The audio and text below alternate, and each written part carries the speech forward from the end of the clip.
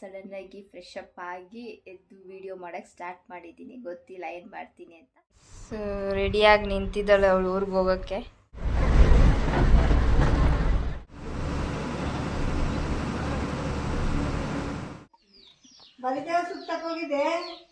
ಬರುವಾಗ ಮನೆಗೆ welcome back to my YouTube channel Advi vlog. So ಇವತ್ತು ವೀಕೆಂಡು. ಸೊ ವೀಕೆಂಡ್ ಆಗಿದ್ದರಿಂದ ನೈಟ್ ಕೆಲಸ ಮುಗಿಸ್ಕೊಂಡು ಸ್ವಲ್ಪ ಹೊತ್ತು ಮಲಗಿ ಬೆಳಿಗ್ಗೆ 5:30 ಬಂದಿದ್ದು. ಸೊ ಸ್ವಲ್ಪ ಹೊತ್ತು ಮಲಗಿ ವೀಕೆಂಡ್ ಅಲ್ವಾ, ಸೊ ಊರಿಗೆ ಹೋಗೋಣ ಅಂತ ರೆಡಿಯಾಗಿ ಹೋಗ್ತಾ ಇದ್ದೀನಿ. ಸೊ ನನ್ನ ಕಸಿನ್ ಕೂಡ ಅವಳು ಊರಿಂದ ಬಂದಿದ್ಲು ನಮ್ಮ ಮನೇಲಿ. ಸೊ ಸ್ಕೂಲ್ ರಜಾ ಇತ್ತು ಅಂತ. ಸೊ ಇವಾಗ ಅವಳು ಹೋಗ್ತೀನಿ ಅಂದ್ಲು. ಸೊ ಹಾಗೆ ಅವಳನ್ನು ಬಿಟ್ಟು ಬರೋಂಗೂ ಆಗುತ್ತೆ. ಸೊ ನಾನು ಕೂಡ ಊರಿಗೆ ಹೋದಂಗೆ ಆಗುತ್ತೆ ಅಂತ ಸೊ ಹೊಟ್ಟಿದ್ದೀವಿ. ಆ್ಯಂಡ್ ಹೋಪ್ ಈ ವ್ಲಾಗ್ ನಿಮ್ಮೆಲ್ಲರಿಗೂ ಇಷ್ಟ ಆಗುತ್ತೆ ಅಂತ ಅಂದ್ಕೊಂಡಿದ್ದೀನಿ. ಇಷ್ಟ ಆಗಿದ್ದರೆ ಲೈಕ್ ಮಾಡಿ, ಶೇರ್ ಮಾಡಿ, ಕಮೆಂಟ್ ಮಾಡಿ, ಸಬ್ಸ್ಕ್ರೈಬ್ ಮಾಡೋದು ಮಾತ್ರ ಮರಿಬೇಡಿ. So keep watching, keep supporting. ನಾಷ್ಟ ಮಾಡಿ ಇವಾಗ ಓಡೋದೆ. ಅವಳು ಕೂಡ ರೆಡಿಯಾಗಿದ್ದಾಳೆ ನನ್ನ ಕಸಿನು. ಸೊ ಇವಾಗ ಕರ್ಕೊಂಡು ಹೋಗ್ತಾ ಇರೋದೆ. ಟೈಮ್ ಆಗೋಗಿದೆ, ಆಗಲೇ 12:30. ಆ್ಯಕ್ಚುಲಿ ಊರು ಬಸ್ ಬಂದು 2:30 ಓಡುತ್ತೆ. ಸೊ ಆ ಬಸ್ಸಿಗೆ ನಮ್ಗೆ ಸಿಗಬೇಕು, ಇಲ್ಲಾಂದರೆ ನಮಗೆ 4 o'clockವರೆಗೂ ವೆಯ್ಟ್ ಮಾಡಬೇಕಾಗುತ್ತೆ. ಸೊ ಹಾಗಾಗಿ ಇವಾಗ ಆಗಲೇ ತಡ ಆಗೋಗಿದೆ, ಇವಾಗ ಹೊರಡಬೇಕು. ಸೊ ಬನ್ನಿ ಹೋಗೋಣ. ಸೊ ರೊಟ್ಟಿ ಮಾಡಿದ್ರು ಅಮ್ಮ ನಾಷ್ಟ. ಸೊ ತಿಂದ್ಕೊಂಡು ಇವಾಗ ಊರಿಗೆ ಹೋಗಬೇಕು. ಸೊ ಫೈನಲಿ ಇಬ್ರು ಸಹ ಮನೆ ಬಿಟ್ವಿ. ನಾವು ಅಲ್ಲಿಂದ ಕೆಂಗೇರಿ ಬಸ್ ಸ್ಟಾಪ್ ಹೋಗಿ ಕೆಂಗೇರಿಯಿಂದ ನಾವು ಚನ್ನಪಟ್ಟಣಕ್ಕೆ ಹೋಗ್ಬೇಕಾಗುತ್ತೆ. ಹಾಗಾಗಿ ಇಬ್ರು ಸಹ ವೇಟ್ ಮಾಡ್ತಾ ಇದ್ವಿ. ಇವತ್ತು ವೀಕೆಂಡ್ ಅಲ್ವಾ, ಸ್ಯಾಟರ್ಡೆ. ಸೊ ಹಾಗಾಗಿ ಫುಲ್ ರಶ್ ಇತ್ತು. ಸೊ ನಾವು ರಶ್ ಇರೋ ಬಸ್ಗಂತೂ ಹತ್ತಲಿಲ್ಲ, ವೇಟ್ ಮಾಡ್ತಿದ್ವಿ ಖಾಲಿ ಬಸ್ ಸಿಗುತ್ತೇನೋ ಅಂತ. ನಮ್ಮೂರಿಗೆ ಹೋಗೋ ಬಸ್ ಕೂಡ ನಾವು ಅಂದ್ಕೊಂಡಿದ್ದಂಗೆ ಮಿಸ್ ಆಯ್ತು. ಸೊ ನಾವು ಇನ್ನು 4 ಗಂಟೆವರೆಗೂ ಕಾಯ್ಬೇಕಾಗಿತ್ತು. ಇಬ್ರು ಸಹ ಬಸ್ ಸ್ಟ್ಯಾಂಡ್ ಅಲ್ಲೇ ಕೂತಿದ್ವಿ. ಕೊನೆಗೂ ಬಸ್ ಬಂತು, ನಾವು ನಮ್ಮೂರಿಗೆ ಹೋಗ್ತಾ ಇದೀವಿ.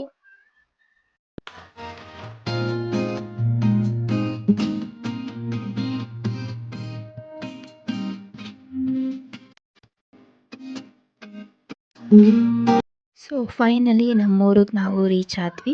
ಸೊ ಅದೇ ಕಾಣಿಸ್ತಿದ್ಯಲ್ಲ, ಸೊ ಅದು ನಮ್ಮ ಮನೆ. ಸೊ ಇವ್ರ ಮನೆ ಆಗಿದೆ. ಸೊ ತುಂಬ ಖುಷಿ ಆಗ್ತಿದ್ದಾಳೆ. 2 ವೀಕ್ಸ್ ಮೇಲೆ ಏನೋ ನಮ್ಮ ಮನೇಲಿದ್ಲು. ಸೊ ಹಾಗಾಗಿ 2 ವೀಕ್ಸ್ ಆದಮೇಲೆ ಊರಿಗೆ ಹೋದ್ಲಲ್ಲ, ತುಂಬ ಖುಷಿಯಾಗಿದ್ದಾಳೆ. ಅವಳ ತಮ್ಮ ಇವನ್ ವಾಕಿಂಗ್ ಸ್ಟೈಲ್ ನನಗೆ ಹೆಂಗೆ ಕಾಣಿಸ್ತಿದೆ ಅಂದರೆ,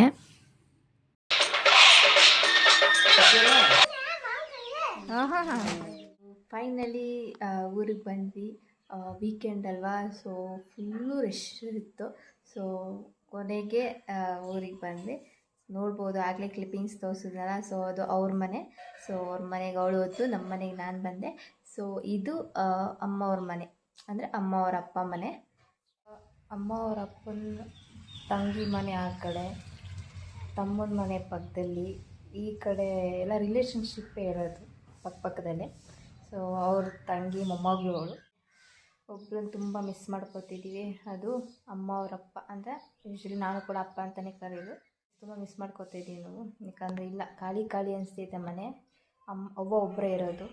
ನಾವು ವೀಕೆಂಡಲ್ಲಿ ರಜಾ ಇದ್ದಾಗ ಹೋಗಿ ಬರ್ತಾ ಮಾಡ್ತಾ ಇರ್ತೀವಿ ಅಷ್ಟೇ. ತುಂಬ ಮಿಸ್ ಮಾಡ್ಕೊತಿದ್ವಿ. ನಾನಂತೂ ಅಮ್ಮ ಅಂತೂ ತುಂಬಾ ಮಿಸ್ ಮಾಡ್ಕೊತಿರ್ತಾರೆ, ಏನೂ ಮಾಡೋಕ್ಕಾಗಲ್ಲ.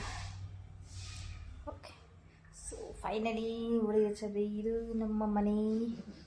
Hi, good morning. ನಿನ್ನೆ ವಿಡಿಯೋ ಎಂಡ್ ಮಾಡಲಿಲ್ಲ. ಸೊ ಇನ್ನೂ ಕೆಲವೊಂದಿಷ್ಟು ನಿಮಗೆ ಶೇರ್ ಮಾಡಬೇಕಿತ್ತು, ಹಾಗಾಗಿ so next morning video continue ಮಾಡ್ತಾಯಿದ್ದೀನಿ. ಇನ್ನೂ ನನ್ನ ಮನೆ ನಿಮಗೆ ತೋರಿಸಿಲ್ಲ. ಸೊ ಇವಾಗ ಫಸ್ಟ್ ನಾನು ನಿಮಗೆ ಮನೆ ತೋರಿಸ್ತೀನಿ. ಇದು ನಮ್ಮ ಮನೆ ಔಟ್ಸೈಡ್ ಹೀಗಿದೆ. ನಮ್ಮ ಮನೆ ಆಪೋಸಿಟ್ ಕಟ್ಟೆ ಇದೆ, ಬಟ್ ನೀರಿಲ್ಲ.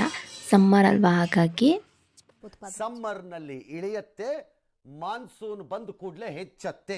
ಸೊ ಬನ್ನಿ ಇವಾಗ ಮನೆ ತೋರಿಸ್ತೀನಿ. ಅವ್ವ ಆಗಲೇ ಸಗಣಿ ಸಾರಿಸಿ ರಂಗೋಲಿ ಬಿಟ್ಟಿದ್ದಾರೆ. ಸೊ ಗೇಟ್ ಓಪನ್ ಮಾಡಿದ ತಕ್ಷಣ ನಮಗೆ ಲೆಫ್ಟ್ ಸೈಡಲ್ಲಿ ಗಾಡಿ ಪಾರ್ಕಿಂಗ್ ಮಾಡೋಕ್ಕೆ ಸ್ಪೇಸ್ ಇದೆ. ಸೊ ರೈಟ್ ಸೈಡಲ್ಲಿ ಬಂದು ವಾಶ್ರೂಮ್ ಇದೆ. ಸೊ ಇನ್ನೊಂದು ಏನಪ್ಪ ಹೇಳಬೇಕು ಅಂತ ಅಂದರೆ, ಈ ಸೈಕಲ್ ಬಂದು ನಮ್ಮ ಅಪ್ಪಂದು. ಸೊ ಇದನ್ನು ತುಂಬ ವರ್ಷ ಆಗೋಗಿದೆ, ತುಂಬ ಹಳೆಯ ವರ್ಷ, ಅಂದರೆ 20 ವರ್ಷವೂ ಅಲ್ಲ, ತುಂಬ ಜಾಸ್ತಿ ವರ್ಷವೇ ಆಗಿದೆ. ಸೊ ಯಾರಿಗೂ ಸಹ ಕೊಟ್ಟಿಲ್ಲ, ಗಾಡಿ ತೊಗೊಂಡ್ರು ಸಹ ಇದನ್ನು ಯಾರಿಗೂ ಸಹ ಕೊಟ್ಟಿಲ್ಲ. ಹಾಗಾಗಿ ನಾವು ಕೂಡ ಕೊಟ್ಟಿಲ್ಲ, ಅವ್ರು ನೆನಪಿರುತ್ತೆ ಅಂತ. ಹಾಗೆ ಮುಂದಕ್ಕೆ ಬಂದರೆ ಒಂದು ರೂಮ್ ಕಾಣಿಸುತ್ತೆ. ಸೊ ಈ ರೂಮ್ ಬಂದು ಇಲ್ಲಿ ಬೇಡ್ತಿರೋವಂಥ ಥಿಂಗ್ಸು ಐಟಮ್ಸು ಇಟ್ಟಿರ್ತಾರೆ. ಒಂಥರ ಇದು ಸ್ಟೋರ್ ರೂಮೇ ಅನ್ಬೋದು.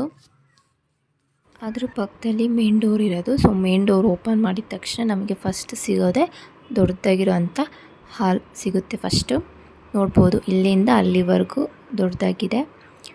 ಇವರೇ ನಮ್ಮಪ್ಪ, ಅಂದರೆ ಅಮ್ಮ ಅವರ ಅಪ್ಪ. ತುಂಬ ಮಿಸ್ ಮಾಡ್ಕೊತಿರೋದು ಇವ್ರನ್ನೇ. ಇದು ಚಿಕ್ಕದಾಗಿರೋ ವಾರ್ಡ್ರೋಬು. ಈಗ ಅವ್ವ ಒಬ್ಬರೇ ಅಲ್ವಾ ಇರೋದು, ಸೊ ಹಾಗಾಗಿ ಅವರು ಇದನ್ನು ಯೂಸ್ ಮಾಡ್ಕೋತಾರೆ. ಸೊ ಅದ್ರ ಪಕ್ಕದಲ್ಲಿ ಸಣ್ಣದಾಗಿ ಚಿಕ್ಕದಾಗಿ ಮಿರರ್ ಇದೆ. Voice over ಕೊಡ್ತಾಯಿದ್ದೀನಿ. ಸೊ ಡೈರೆಕ್ಟಾಗಿ ಮಾತಾಡಿದ್ರೆ ನನ್ನ ವಾಯ್ಸ್ ತುಂಬ ಲೋ ಇತ್ತು, ಅದಕ್ಕೆ ಇವ್ರ ಫ್ಯಾಮಿಲಿ ಫೋಟೋ ನಾನು ತೋರಿಸ್ತೀನಿ. ಸೊ ಅಮ್ಮ ಅವ್ರ ಫ್ಯಾಮಿಲಿ ಅಂದರೆ ಅವ್ವ, ಅಪ್ಪ, ಅಮ್ಮ ಮತ್ತು ಅವ್ರ ಬ್ರದರ್. ಅಮ್ಮ ನೋಡಿ ಎಷ್ಟು ಕ್ಯೂಟಾಗಿದ್ದರೆ, ಹೂವು ಮುಡ್ಕೊಂಡೆಲ್ಲ ಫೋಟೋ ತೆಗೆಸಿದ್ರು. ಅದ್ರ ಪಕ್ಕದಲ್ಲಿ ಮುಂದಕ್ಕೆ ಹೋದರೆ ದೇವ್ರ ಮನೆ ಇದೆ. ಸೊ ದೇವ್ರ ಮನೆ ಆ್ಯಸ್ ಯೂಶ್ವಲ್ ಹಳ್ಳಿಗಳಲ್ಲಿ ಗೋಡೆ ಮೇಲೆ ಫೋಟೋಸ್ ಇರುತ್ತೆ. ಸೊ ಅದ್ರ ಪಕ್ಕದಲ್ಲಿ ಕಿಚನ್ ಇದೆ. ಸೊ ಈ ಕಿಚನ್ ಬಂದು ನಾರ್ಮಲ್ ಕಿಚನಿಗೆ ಬೇಕಾಗಿರೋ ಐಟಮ್ಸ್ ಮಾತ್ರ ಇಲ್ಲಿ ಇಟ್ಟಿರ್ತಾರೆ ಅಷ್ಟೇ, ಅಲ್ಲಿ ಅಡುಗೆ ಮಾಡಲ್ಲ. ಹಾಗೆ ಸ್ವಲ್ಪ ಮುಂದಕ್ಕೆ ಹೋದರೆ ಮೇನ್ ಡೋರ್ ಆಪೋಸಿಟೇ ಒಂದು ರೂಮ್ ನೋಡ್ಬೋದು. ಸೊ ಆ ರೂಮ್ ಬಂದು ಅಲ್ಲಿ ಅಡುಗೆ ಮಾಡ್ತಾರೆ ಆ್ಯಕ್ಚುಲಿ. ನೋಡ್ಬೋದು ನಮ್ಮ ಮನೆ ಬ್ಯಾಕ್ ಸೈಡ್ ಫುಲ್ಲು ಗ್ರೀನರಿ ಇದೆ. ಸೊ ಸೀಮೆಹುಲ್ ತೋಟ ಆಗಿರ್ಬೋದು, ಮಾವಿನಕಾಯಿ ಮರ, ಕಡ್ಡಿ ತೋಟ, ಸೊ ಎಲ್ಲ ನೋಡ್ಬೋದು. ಮಾರ್ನಿಂಗ್ ಟೈಮಲ್ಲಂತೂ ಇನ್ನೂ ಚೆನ್ನಾಗಿ ಕಾಣಿಸುತ್ತೆ ನೋಡೋಕ್ಕೆ.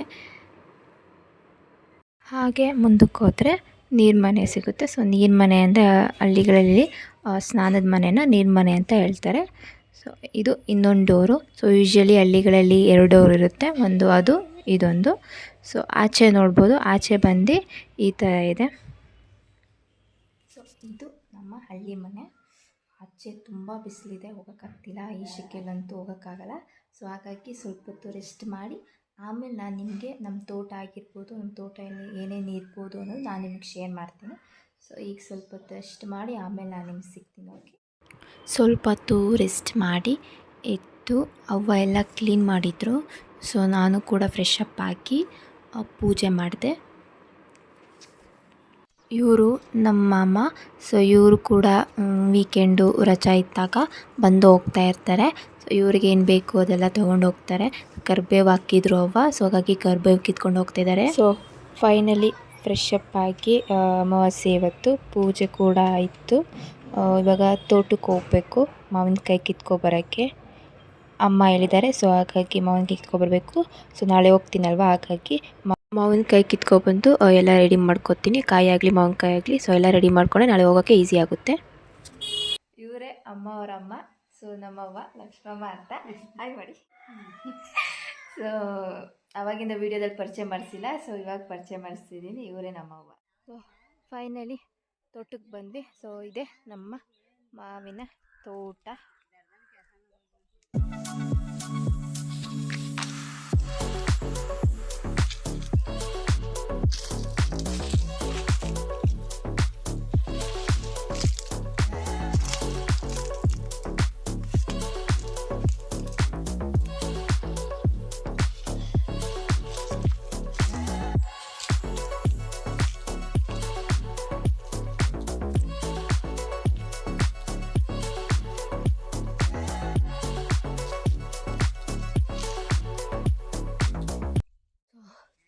ತುಂಬ ಅಂದರೆ ತುಂಬ ಬಿಸಿಲು. 4 ಗಂಟೆ ಆದರೂ ಇನ್ನೂ ಬಿಸಿಲು.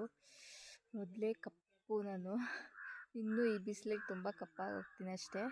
ಅಯ್ಯಯ್ಯೋ ಪಾಪ ಅಲ್ಲ. ಇವಾಗ ಹೋಗ್ಬೇಕು ಮನೆಗೆ.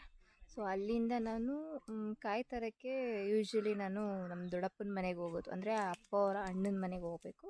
ಸೊ ಅಲ್ಲಿ ಕಾಯಿ ತಂದು ಎಲ್ಲ ರೆಡಿ ಮಾಡ್ಕೊಂಡು ಇಟ್ಕೊಂಡಿರ್ತೀನಿ. ಸೊ ನಾಳೆ ಬೆಳಿಗ್ಗೆ ಬೇಗ ಹೋಗ್ಬೋದು ಈಸಿಯಾಗಿ ಅಂತ, ಅದಕ್ಕೆ. ಸೊ ಬಿಸಿಲು ಅಂದರೆ ಬಿಸಿಲು. ಸೊ ನಮ್ಮ ಅಪ್ಪನ ಹಾಕಿರೋ ಜಾಗ ಇವಾಗ ತೋರಿಸ್ತೀನಿ. ಸೊ ನೋಡಿ. ಆಮೇಲೆ ಇನ್ನೊಂದು ಏನಪ್ಪ ಅಂತ ಅಂದರೆ, ನಮ್ಮಪ್ಪ ಇದ್ದಾಗ ಒಂದು ಮಾತು ಹೇಳಿದರು. ಅಂದರೆ ನಾನು ನನ್ನ ತಮ್ಮ 1 ವಾರ ಹೆಚ್ಚು ಕಮ್ಮಿ ಹೋಗ್ತೀವಿ ಅಂತ. ಸೊ ಬಟ್ 1 ನೈಟ್ ಅಷ್ಟೇ ಇದ್ದಿದ್ದು. ಸೊ ಇವತ್ತು ಅವ್ರ ತಮ್ಮ ತೀರೋದ್ರು ಅಂದರೆ ನಾಳೆ ಬೆಳಿಗ್ಗೆ ನಮ್ಮಪ್ಪ ತೀರೋದ್ರು. ಎಷ್ಟು ಬಾಂಡಿಂಗ್ ಅಲ್ವಾ ಇಬ್ಬರದು.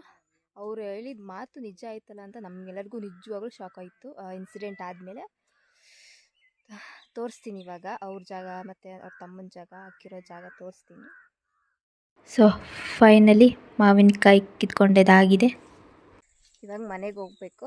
ಅದಕ್ಕಿಂತ ಮುಂಚೆ ನಮ್ಮ ಅಪ್ಪನಿಗೆ ಹಾಕಿರೋ ಜಾಗ ನೋಡಿಕೊಂಡು ಹೋಗಬೇಕು. ಮೊದಲು ತುಂಬ ಬಿಸಿಲಿದೆ, ನಿಂತ್ಕೊಳ್ಳೋಕ್ಕಾಗ್ತಿಲ್ಲ. ಇನ್ನು ಈ ಟೈಮಲ್ಲಂತೂ ಆಚೆ ಬಂದುಬಿಟ್ರೆ ಅಷ್ಟೇ. ಸೊ ಸ್ವಲ್ಪ ಹೊತ್ತು ರೆಸ್ಟ್ ಮಾಡಿ ಆಮೇಲೆ ನಮ್ಮ ದೊಡ್ಡಪ್ಪನ ಮನೆಗೆ ಹೋಗಬೇಕು ಕಾಯಿ ತರೋಕ್ಕೆ. ಈ ಜಾಗದಲ್ಲೇ ನಮ್ಮ ಅಪ್ಪನ ಹಾಕಿರೋದು. ಸೊ ಇದು ಬಂದು ಕಡ್ಡಿ ತೋಟ, ಅಂದರೆ ರೇಷ್ಮೆ ಒಳಗೆ ಹಾಕ್ತಾರಲ್ಲ ಆ ಸೊಪ್ಪು, ಅದ್ರದ್ದು ತೋಟ ಇದು. ಇಲ್ಲೇ ಹಾಕಿರೋ ಜಾಗ. ಇನ್ನು ಸ್ವಲ್ಪ ಮುಂದಕ್ಕೆ ಹೋದರೆ ಅವ್ರ ತಮ್ಮನ ಹಾಕಿದ್ದಾರೆ ಅಲ್ಲೇ. ಸೊ ಅಲ್ಲಿಂದ ಇವಾಗ ನನ್ನ ಮನೆಗೆ ಹೋಗಿ ಸ್ವಲ್ಪ ಹೊತ್ತು ರೆಸ್ಟ್ ಮಾಡಿ ಆಮೇಲೆ ನನ್ನ ದೊಡ್ಡಪ್ಪನ ಮನೆಗೆ ಹೋಗ್ತೀನಿ. ಸೊ ಅಪ್ಪ ಅಮ್ಮಂದು ಒಂದೇ ಊರಾಗಿದೆ, ಸ್ವಲ್ಪ ದೂರ ಅಷ್ಟೇ. ಯೂಶ್ವಲಿ ಅಲ್ಲೇ ಕಾಯಿ ತರೋದು ನಾವು. ಸೊ ಫೈನಲಿ ದೊಡ್ಡಪ್ಪ ಮನೆಗೆ ಹೋಗಿ ಕಾಯಿ ಕೂಡ ತಂದಾಯಿತು. ನಮ್ಮ ಚಿಕ್ಕಪ್ಪನ ತಂಗಿ ಮಗಳು ಮಾತಾಡಿಸ್ಕೊಂಡು ಬಂದಾಯಿತು. ಸೊ ಆ ಕ್ಲಿಪ್ಪಿಂಗ್ಸ್ ಶೇರ್ ಮಾಡಿಲ್ಲ. ಸೊ ಈ ವಿಡಿಯೋ ತುಂಬ ಲಾಂಗ್ ಆಗ್ಬೋದು ಅನ್ನೋ ಕಾರಣಕ್ಕೆ. ಸೊ ನೆಕ್ಸ್ಟ್ ಯಾವಾಗಾರ ಊರಿಗೆ ಬಂದಾಗ ನಮ್ಮ ಅಪ್ಪನ ಮನೆ ಕಡೆ ಅವ್ರನ್ನೆಲ್ಲ ತೋರಿಸ್ತೀನಿ. ಸೊ ಈ ವಿಡಿಯೋ ಇಷ್ಟ ಆಗಿದ್ದರೆ ಲೈಕ್ ಮಾಡಿ, ಶೇರ್ ಮಾಡಿ, ಕಮೆಂಟ್ ಮಾಡಿ, ಸಬ್ಸ್ಕ್ರೈಬ್ ಮಾಡೋದು ಮಾತ್ರ ಮರಿಬೇಡಿ. Thank you for watching.